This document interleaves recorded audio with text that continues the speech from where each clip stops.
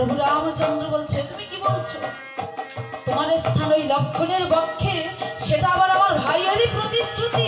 বলে, হ্যাঁ প্রভু, আমার স্থান ওই লক্ষণেরই বক্ষে, আর এটা যে আপনার ভাই লক্ষণেরই প্রতিশ্রুতি। বলে, তা আবার কেমন করে? তাহলে শোনো প্রভু। একদিন গভীর নিশীথে মা সীতাকে যখন ওই রাবণ রাজা হরণ করে নিয়ে গেছিল, একদিন গভীর নিশীথে লক্ষণ বীর মনে মনে চিন্তা করছে, আজ আমি চুপি চুপি গিয়ে দেখে আসবো যে ওই রাবণ রাজা তার অশ্বক বলে আমার মাকে কত না কষ্টে রেখেছে। আমি একবার চুপি চুপি গিয়ে দেখে আসবো। তাই লক্ষণ বীর গভীর নিশীথে একা একা প্রবেশ করেছে ওই রাবণের অশ্বক বনে।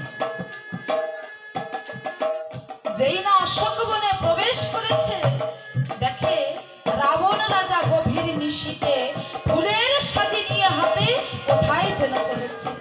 দেখি কোথায় চলেছে এই রাবণ রাজা? এই নিশীথে ফুলের সাজি নিয়ে হাতে এই রাবণ কোথায় চলেছে? আজ আমি সব দেখব। চুপি চুপি চলেছে ওই রাবণের পিছু পিছু।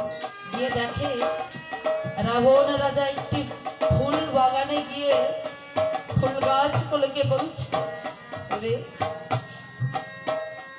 তোদের তো কোনো দোষ নেই।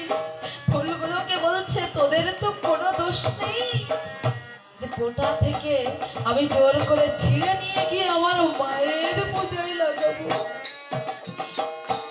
তোদের তো কোনো দোষ নেই,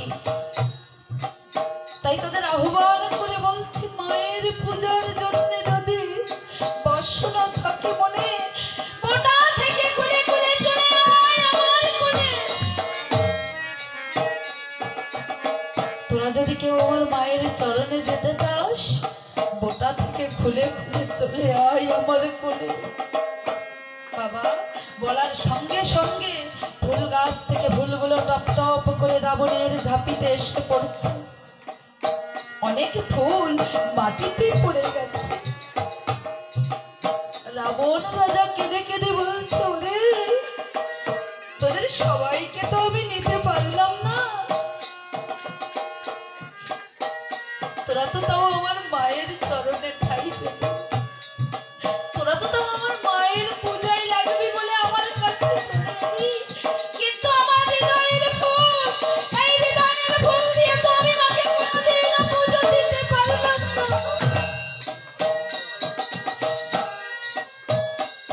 লক্ষণ মনে মনে ভাবছে, কি এই রাবণ রাজা ফুলগুলোকে নিয়ে এমন করছে কেন? ওই দেখি আজ কি করে, আমি সব দেখব। রাবণ রাজা ওই ফুলগুলোকে নিয়ে চলেছে একটি মন্দিরের দিকে। সিং সভা গাছের নিচে স্বর্ণময় মন্দির,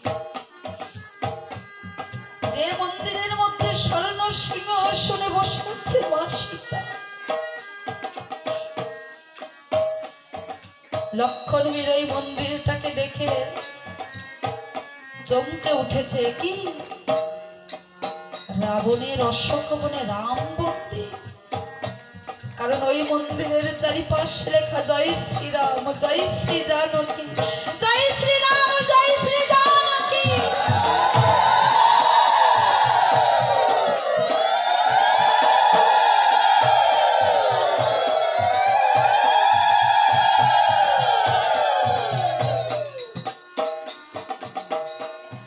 লক্ষণ বীর ওই মন্দিরের বাইরে দাঁড়িয়ে আছে, আর রাবণ রাজা ফুলগুলোকে নিয়ে মালা গেঁথে মা সীতার চরণে দিয়ে বলছো,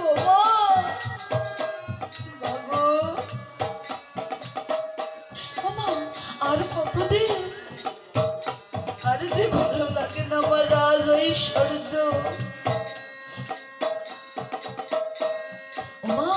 আর যে ভালো লাগে না, কবে মুক্তি পাবো? আর যে ভালো লাগে না এই সংসার কোলাহল। বলে মা, কবে আমার এই নারায়ণের চরণে ঠাঁই পাবো? আর যে ভালো লাগে না মা। ও মা, সবাই ভাবে এই জগৎ সংসারে, সবাই ভাবে আমি রামের হরি, আমি রামের হরি, কিন্তু কেউ তো জানে না আমি যে গোপনে ওই প্রভুরই পুজো করি।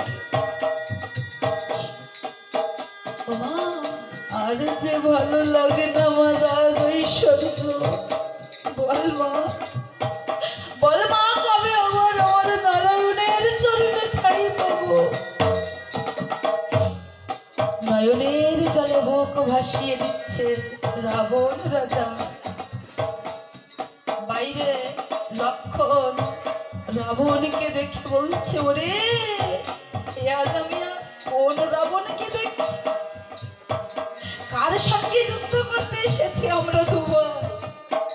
এই এমন রাবণকে আমি তো আগে কখনো দেখিনি। কে বলেছে এই রাবণ আমার দাদার শত্রু?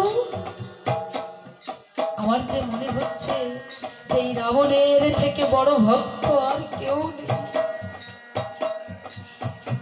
মন্দিরের বাইরে দরজার পাশে দাঁড়িয়ে লক্ষণের নয়নের জলে মুখ ভেসে যাচ্ছে। এমন সময় রাবণের নাসিকে মনুষ্যের গন্ধ লাগে। পিছনে তাকিয়ে বলছে, কে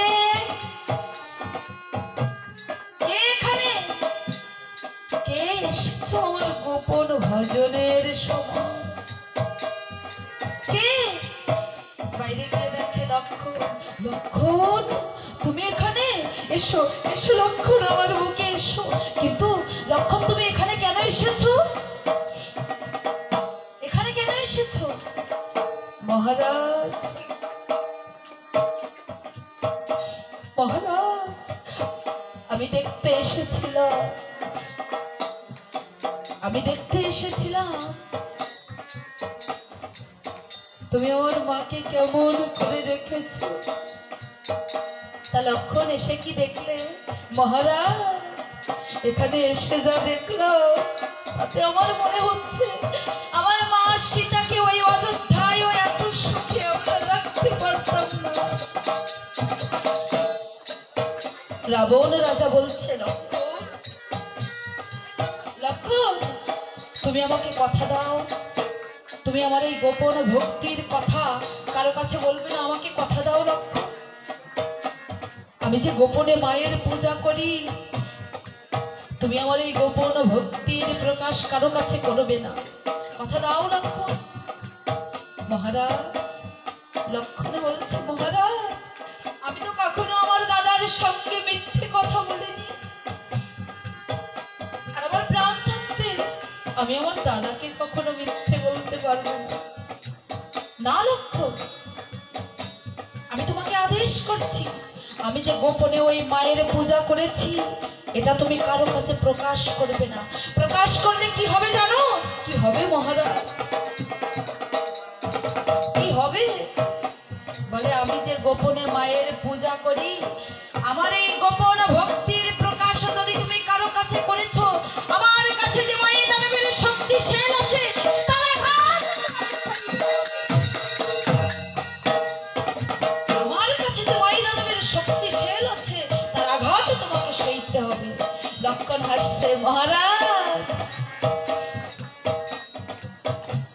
মহারাজ, মাত্র একটি শেল কেন? মাত্র একটি শেল কেন?